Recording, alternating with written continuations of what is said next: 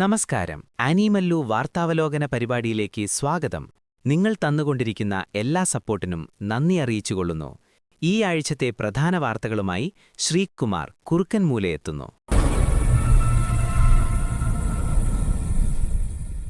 നമസ്കാരം. ലോകവാർത്തകളിലേക്ക് സ്വാഗതം. ഇന്ന് ലോകം മുഴുവൻ ചർച്ച ചെയ്യുന്ന പ്രധാന വാർത്ത വെനിസ്വേലയെ അമേരിക്ക ആക്രമിച്ചു കീഴടക്കിയതും അവിടത്തെ പ്രധാനമന്ത്രിയെ വരെ തടവിലാക്കുകയും ചെയ്തു എന്നതാണ്.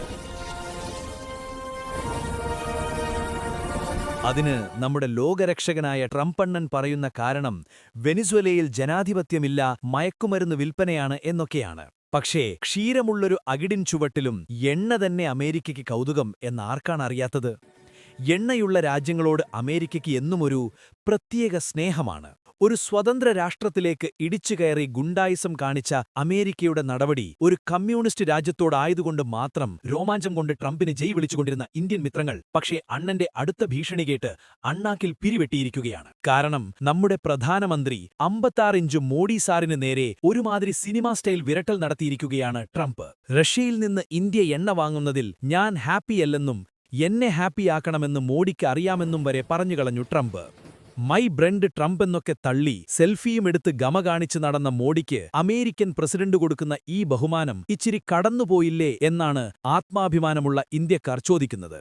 ക്രിസ്മസ് പുൽക്കൂട് പൊളിച്ച് ജയിലിൽ പോയവർക്ക് സ്വീകരണം കൊടുക്കുന്ന തിരക്കിൽ പല നോർത്ത് മിത്രങ്ങളും ഇതൊന്നും അറിഞ്ഞിട്ടുണ്ടാവില്ല. അടുത്തതായി കേരളത്തിൽ നിന്നുള്ള വാർത്തകളുമായി ശ്രീമതി അജരാജമുഖി ജോയിൻ ചെയ്യുന്നതാണ്.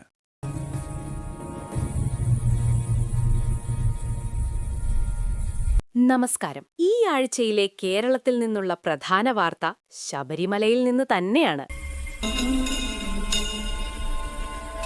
അയ്യപ്പന്റെ സ്വർണം ചെമ്പാക്കിയ കേസും അതിന്റെ പേരിലുള്ള തമ്മിൽ തല്ലും നാട്ടിൽ തകൃതിയായി നടക്കുമ്പോൾ മറ്റൊരു മോഷണ വാർത്ത കൂടെ മലയിറങ്ങിയിട്ടുണ്ട്.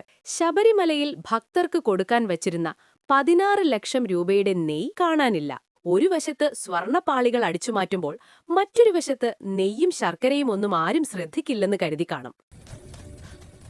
നെയ് മോഷണത്തിന് പിറകിൽ ആരാണെങ്കിലും അന്വേഷിച്ച ശക്തമായ നടപടി സ്വീകരിക്കുമെന്ന് ദേവസ്വം ബോർഡും സർക്കാരും പറയുന്നുണ്ട്.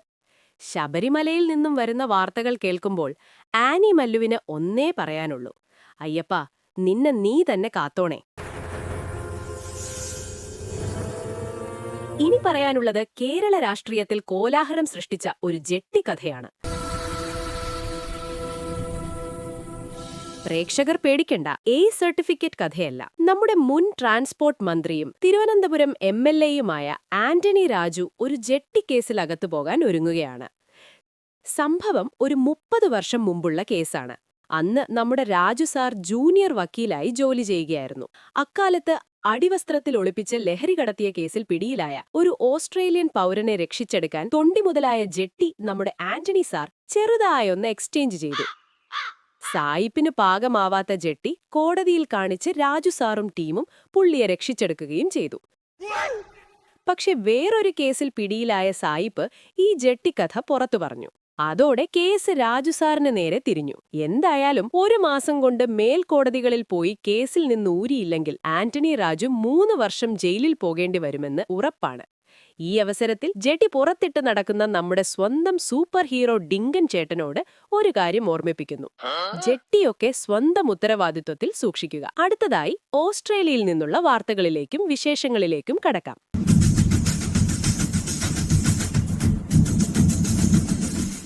നമസ്കാരം. ഓസ്ട്രേലിയൻ ബുള്ളറ്റിനുമായി ഞാൻ കങ്കാരുരാജ് അഥവാ KK രാജൻ. ബോണ്ടി ഭീകരാക്രമണ വിഷയത്തിൽ അന്വേഷണങ്ങൾക്കായി ഒടുവിൽ റോയൽ കമ്മീഷനെ വയ്ക്കാൻ തീരുമാനമായി. ജനങ്ങളുടെ മുറവിളികളും വിമർശനങ്ങളും കൂടിയപ്പോൾ പതിവ് ചിരിയിൽ കാര്യങ്ങൾ നിൽക്കില്ല എന്ന് മനസ്സിലാക്കിയ നമ്മുടെ പ്രധാനമന്ത്രി ആന്റണി ആൽബനീസ് ഒടുവിൽ മുട്ടുമടക്കി. ഈ തീരുമാനമെടുക്കാൻ ഇത്രയും കാത്തിരിക്കേണ്ട കാര്യം എന്തായിരുന്നോ എന്നും അന്വേഷിക്കാൻ ഇനി വേറെ കമ്മീഷനെക്കേണ്ടി വരുമോ എന്നൊക്കെയായിരുന്നു ജനങ്ങളുടെ സംശയങ്ങൾ.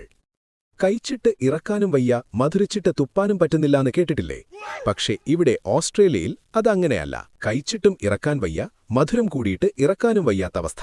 പറഞ്ഞു വരുന്നത് ഇവിടുത്തെ ചൂടിനെ പറ്റിയാണ്. ചൂട് കാരണം പുറത്തിറങ്ങാനും വയ്യ, AC-യുടെ സുഖത്തിൽ കിടക്കുമ്പോൾ വരാൻ പോകുന്ന ബില്ല് പേടിച്ച് സമാധാനത്തിൽ ഉറങ്ങാനും വയ്യാത്ത അവസ്ഥ. അതെ, മെൽബണിൽ ചൂട് കൂടുകയാണ്.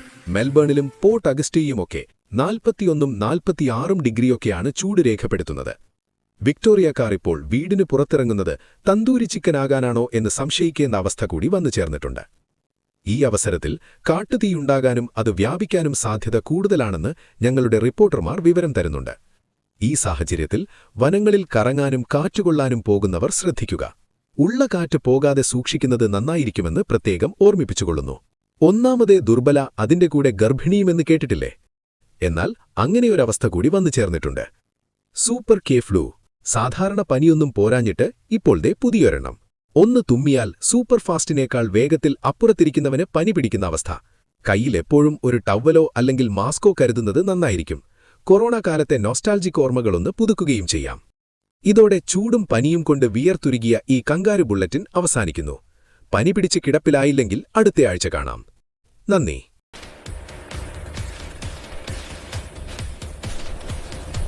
നമസ്കാരം, ഞാൻ മങ്കീഷ് മനോഹരൻ. മലയാള സിനിമ പുതുവർഷത്തിലേക്ക് കടന്നിരിക്കുകയാണ്.